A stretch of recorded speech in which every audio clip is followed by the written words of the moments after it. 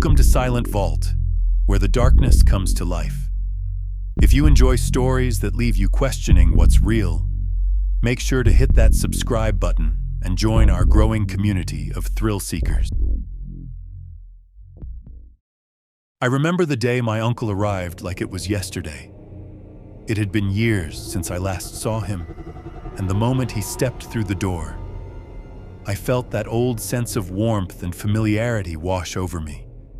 He was older, of course, his face lined by time, but there was something about him that hadn't changed. The way his presence filled a room, the way his eyes lit up when he smiled, it all brought back memories of when I was younger, running wild around his house, listening to his stories like they were sacred. He had brought a few gifts from his hometown in Mexico, a carved wooden figure, some dried herbs, and a bottle of homemade liquor that smelled heavily of cinnamon and smoke. I couldn't help but smile at the thought that he still remembered all the little things. We spent hours catching up, talking about life, family, about everything and nothing at all. But as the evening wore on and the sun disappeared behind the horizon, there was a shift in his mood. Something quiet but sharp, like a shadow creeping through the room. When I asked about visiting him in his town, he paused, staring into his glass as if the answer lay at the bottom. "It may not be the best time for you to visit," he said, his voice low and heavy, like he was measuring each word. At first, I thought it was just him being cautious. He had always been a bit of a loner, the kind of man who never let people too close. But there was something in his eyes, something I couldn't shake, a kind of guarded fear. It wasn't until I pressed him that he finally opened up. He leaned back, his stare distant, and began speaking slowly, as if each word was pulling him deeper into a memory he wished he could forget. "It's about a girl named Anna," he began.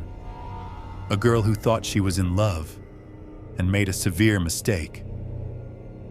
He paused, swallowing hard before continuing. "She wasn't like the other girls in town.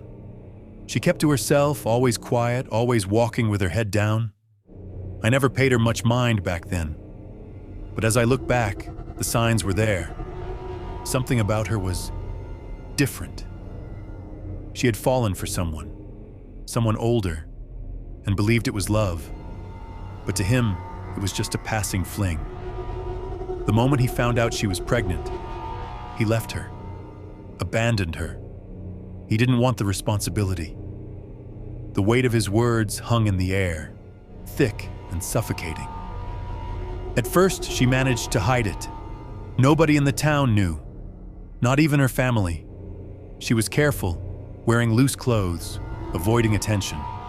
But as the months passed, her body changed, and so did her spirit. She withdrew more and more, and at night, the house filled with the sound of her crying. Her parents couldn't ignore it anymore. One night, the sound became too much. "Anna, what's going on? Why are you crying so much at night? We can't stand hearing it anymore," her father asked, worry carved deep into his voice. Her mother, with a voice softer but no less concerned, pleaded, "Please tell us what's happening, Anna." She hesitated, her voice a fragile whisper. I was pregnant," she finally confessed.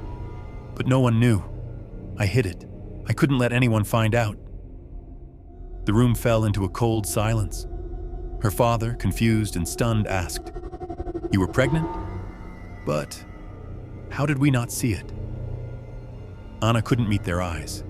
The shame was too heavy. Her mother's voice trembled, barely holding itself together. "Anna, the baby. Where's the baby?"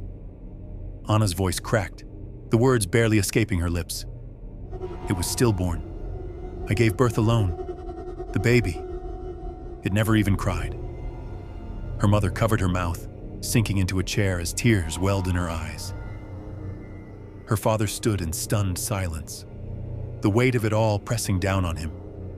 Her mother, voice breaking, whispered, "Why didn't you tell us? Why did you carry this burden alone?" Anna stared down at the floor, unable to hold their gaze. "I didn't want to bring shame on you, on our family."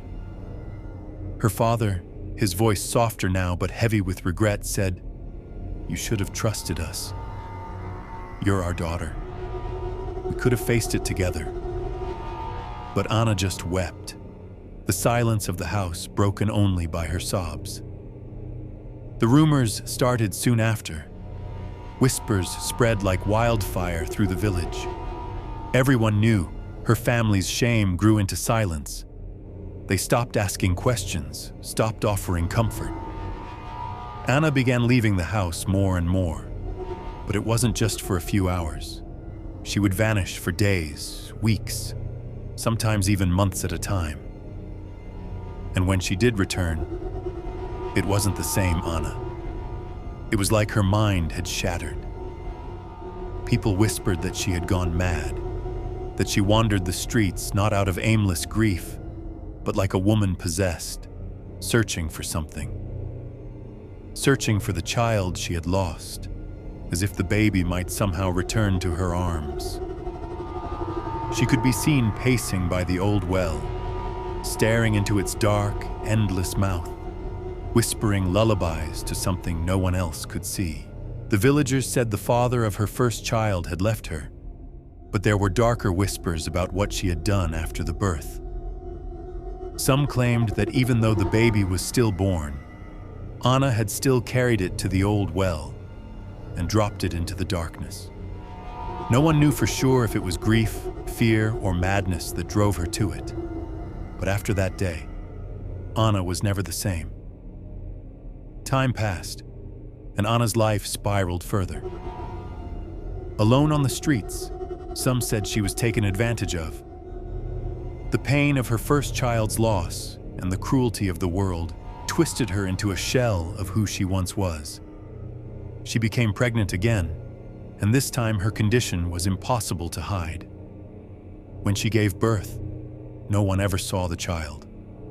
The whispers returned, the same well, the same unbearable grief. Some swore she had done it again. The thought was too awful for anyone to say out loud, but the well had become a place of fear, cursed by her pain. One night, Anna vanished for the final time. But the village did not forget her, because the horror only grew. It was said that after her disappearance, Anna's spirit began to reveal itself, mostly to men. Some saw her wandering near the well, her hair soaked as if freshly pulled from the depths, her hollow eyes searching for her lost children. Those who crossed her path often met an inexplicable fate. Healthy young men found dead in their sleep. No signs of struggle, no clear cause of death. Others were cursed with misfortune. Accidents, sickness, their lives crumbling piece by piece as though some unseen force stalked them, whispering her name. The old folks said it wasn't random. Anna only appeared to men, to those who had abandoned, used, or scorned women like her. Her sorrow had twisted into vengeance, and her curse had become part of the land. The crying never stopped either. At night, the sound of a baby's wail would float from the direction of the well, always accompanied by the heartbroken sobs of a woman. The villagers said it was Anna, forever mourning her lost children, her soul bound to the place where her misery began. No one dared go near the well, not even during the day. Before my uncle left Mexico, he told me something else, something I'll never forget. The village elders had begged him to seal the well, to bury the curse beneath stone and earth. At first, he refused, afraid of what might happen. But eventually, they wore him down. He worked for days, alone in the suffocating silence, bricking it shut, one stone at a time. When he finally finished, he left the town and never looked back. but something had followed him. And now, I think it's following me. Ever since his visit, something's changed. Every night, I've been consumed by an unbearable thirst. No matter how much water I drink, it's never enough. It's not normal. It feels like the thirst isn't coming from my body, but from somewhere deeper, like something hollow inside me is trying to be filled. And then, the crying started. The same distant wail my uncle had described. At first it was faint, so soft I thought I imagined it. But each night it grew louder. The cries of a baby, and the heartbroken sobs of a woman. The same cry that haunted the town. The same cry my uncle sealed away. The thirst and the crying, they've become part of me now. At first the sound tore at me, filled me with dread. But now, I wait for it. I long for it. The wailing is no longer a nightmare. It's a lullaby. Each night it wraps around me and I let it. I close my eyes and drift to sleep, comforted by the sorrow. And tonight, the cry isn't distant anymore. It's closer than ever. I stand at the door, my thirst deeper than ever, my heart pounding, and I feel it calling to me. I don't know where it wants me to go, but I know I'll follow. Thanks for watching this chilling tale on Silent Vault. If you enjoyed the story, don't forget to like, comment, and subscribe for more unsettling journeys into the unknown. Remember, some things are better left in the shadows.